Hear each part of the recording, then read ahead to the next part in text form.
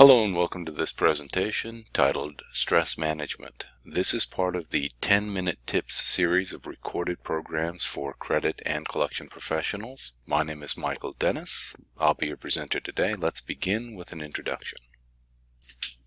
So job stress can result in a number of negative outcomes, such as, for example, a lower quality of work or missed deadlines. And fundamentally, job stress can result in employee burnout, resulting in high levels of absenteeism and/or high levels of employee turnover. I think it's fair to say that everyone feels some work-related stress. However, my opinion is that work in the typical business-to-business credit department is unusually stressful. And I think this is true because of the actions that we take and the decisions that we make, and because those actions and those decisions can have a direct impact on our company's profitability. I think another reason the work we do is stressful is because of the errors. The errors that we make in the credit department are easily visible to anyone that cares to look for them. I'd like to illustrate the last bullet point, the one that talks about errors being easy to spot if they're made in the credit department, with an example. Let's assume you're a collector. Let's assume you have a customer and that customer is 45 days past due. And let's assume that management or senior management wants to know the status of the account, wants to know why the account is past due, wants to know how recently they were contacted and how many times they were contacted by you, the collector, and what commitment, if any, they've made or what excuse they're providing in connection with that past due balance. Well, in the typical credit department, that information should be readily available. And if, for whatever reason, you as the collector have not contacted that customer, that mistake, that error is going to be very easy to spot by the person looking to find out the status of that past due balance. So we've talked about the idea that stress is dangerous and problematic. Let's talk about the ways that we can reduce stress in a high-stress position, such as working in the credit department. Here's some simple ways to reduce stress. Know what your boss expects. Knowing what your boss expects from you will lead to a reduction in the number of misunderstandings between you and your manager about what you should be focusing on, what your priorities should be, and what your priorities are not. Another way to reduce stress is to be realistic about what you can achieve and how quickly you can make any improvements that your manager has asked you to make. In connection with goals or deadlines, you can reduce stress by telling your boss, telling your manager in advance if you're not going to be able to achieve a goal or meet a deadline. In addition, you can reduce stress by making sure that the goals that have been established with or for you are achievable. And if they're not, the burden is on you to make that point to your manager and to clarify and explain why that particular goal or expectation is unreasonable. Another way to reduce stress is stop writing to-do lists. Stop doing that and instead focusing on what you must do.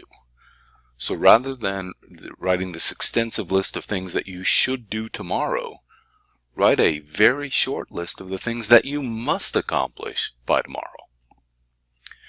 Another way to reduce stress is to make sure that you are recording what went right. My position, my opinion is this: keeping a record of your achievements is important because employers do a great job of documenting the things that went wrong, but don't focus so much time, energy, and attention on the things that you happen to do right.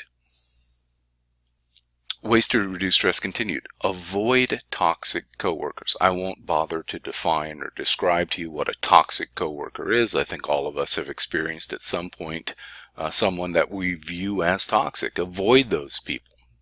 Number 2, try not to multitask if you're a business-to-business debt collector. If you're calling a customer for money, your entire focus during that call should be on that call.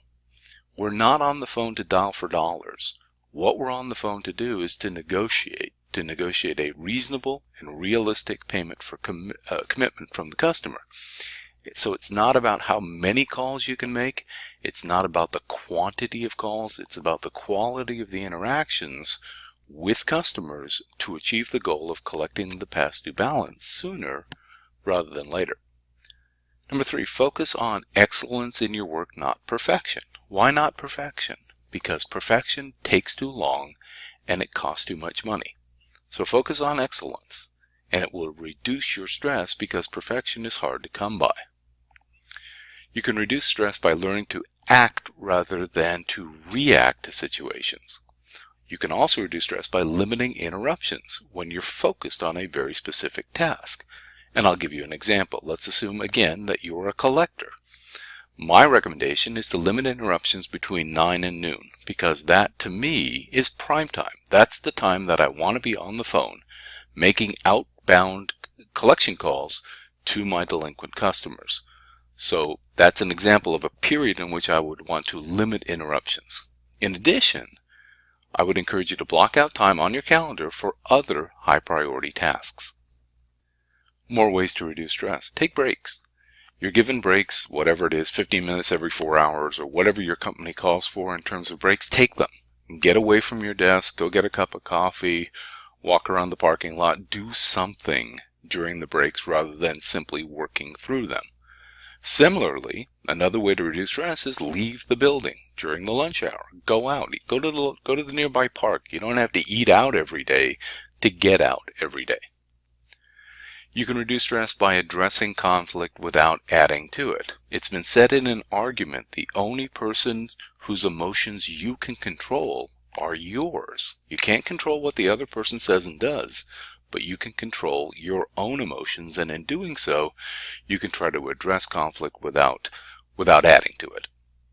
To the extent that you can do so, avoid working irregular work schedules, such as, for example, the day shift this week, the swing shift next week, and the graveyard shift the week after, because that is just stressful on the body and otherwise.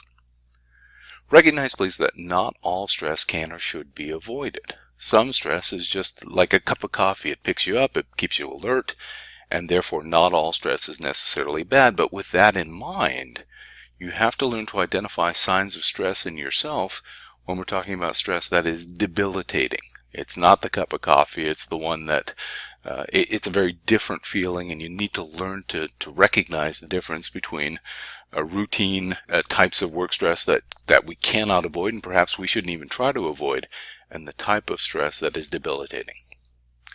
When you're addressing an issue or problem with a coworker, remember to use blame-free language. And a very good example of that is I feel this when you say that, as opposed to you said this and I'm offended. So there's a very distinct difference between you said this and I'm offended, and I was offended when you said that.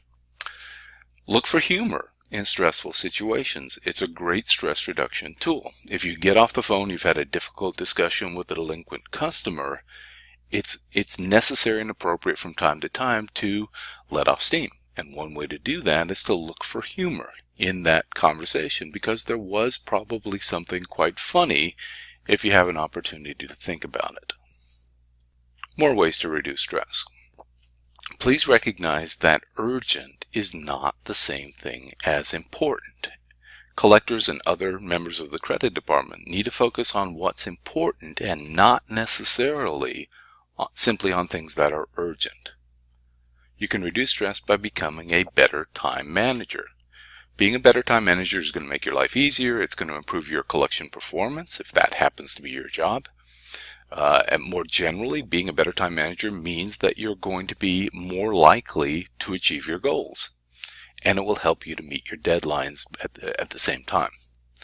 Another very simple way to reduce stress is to return phone calls the same day that you receive them, ideally within the same hour, but certainly within the same day, so you don't have hanging over you the idea or the problem, the issue, that you weren't able to return a phone call, a message that you received today.